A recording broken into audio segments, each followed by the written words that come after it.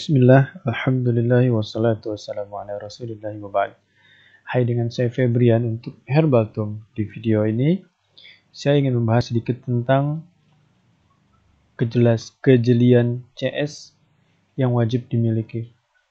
Di contoh ini, kita ada satu orang langganan yang sudah sering belanja di kita, terhitung di sini sejak 3 Maret awal tahun kemarin, atau mungkin lebih, karena mungkin di sini hanya menampilkan tahun ke belakang.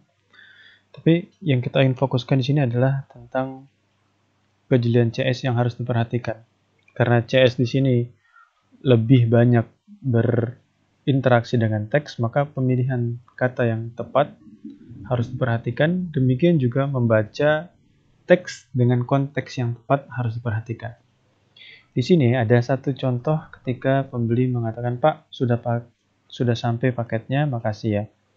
Nah, ini jarang pembeli yang seperti ini yang mau mengkonfirmasi dan berkomunikasi ketika paket sudah sampai. Biasanya rata-rata ketika sudah diterima, mereka sudah lost contact kebanyakan. Maka tugas dari kita sebagai CS di divisi CS harus getol, harus rajin untuk berkomunikasi dengan pembeli.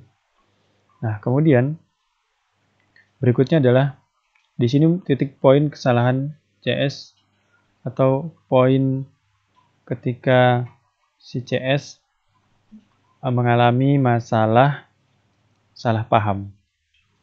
Nah,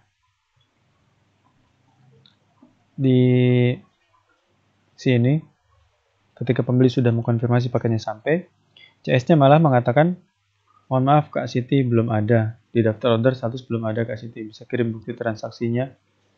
Udah mesen dan bayar." Jadi ini salah baca, murni salah paham, dan pembelinya malah mengatakan ini paketnya sudah selesai, dana diteruskan ke penjual, artinya dia sudah bayar dan paketnya sudah diterima dan dananya pun sudah dicairkan ke penjual, ke kita sebagai penjual. Dan sampai kirim screenshot lengkap segala macam. Nah, kemudian di sini pembeli mulai merasa emosi. "Itu Pak, masa saya belum bayar sih?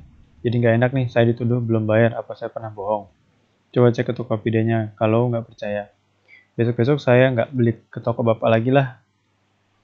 Nah, baru di sini di-reply, "Iya sudah bayar Kak, itu ongkap sudah masuk ke kami. Mohon maaf Pak, tadi saya salah baca, kirain Pak sudah sampai paketnya, makasih ya.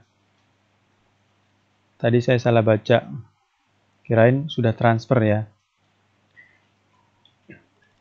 Nah, di sini pun pembeli makin sewot. Dan alhamdulillahnya adalah di sini CS benar-benar meminta maaf atas kekeliruannya dan sedang tidak fokus sehingga meminta maaf atas kekeliruannya.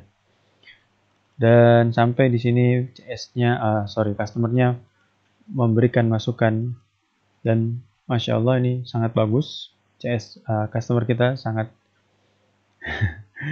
perhatian dengan CS kita agar tetap punya life balance. Dan kemudian di sini yang bagus lagi dari CS adalah setelah minta maaf juga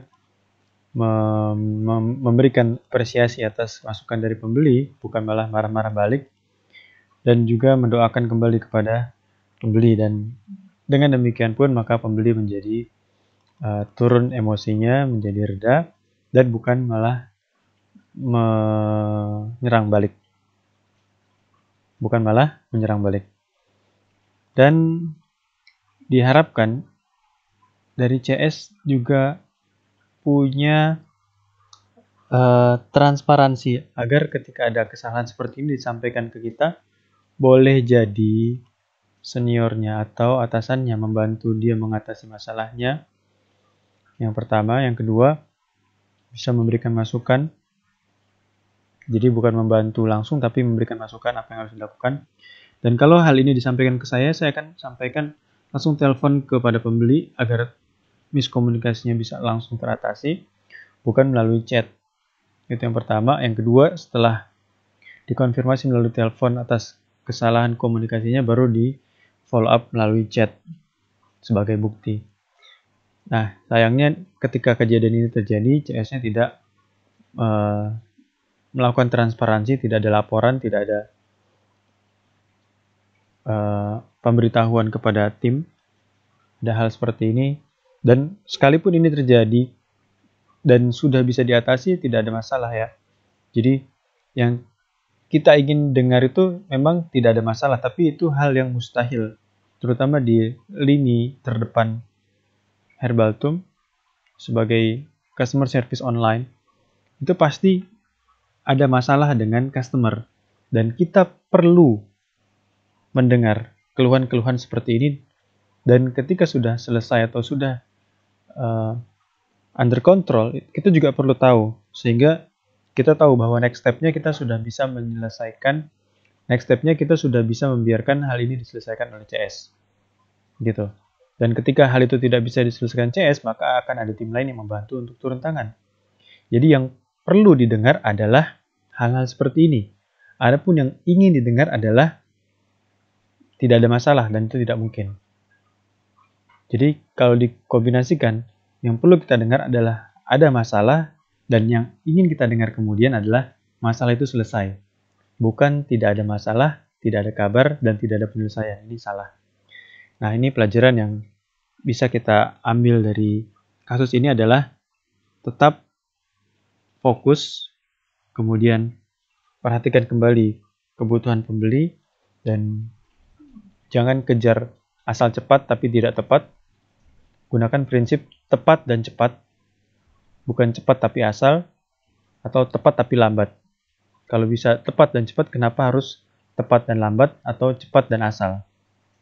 Kemudian yang kedua adalah berusaha jujur ketika ada masalah, transparan ke dalam tim, jujur keluar tim kepada customer, dan tetap solution oriented, tetap berorientasi, bertujuan pada solusi, berorientasi pada solusi. Dan ini sangat kita maklumi hal ini banyak terjadi, tapi sekali lagi jangan disimpan sendiri, tapi tetap diadakan komunikasi dalam tim dan tetap diselesaikan secara mandiri bila mampu, dan diminta bantuan kepada tim jika dirasa melampaui kapasitas diri. Demikian, barakallahu fikum, wassalamualaikum warahmatullahi wabarakatuh.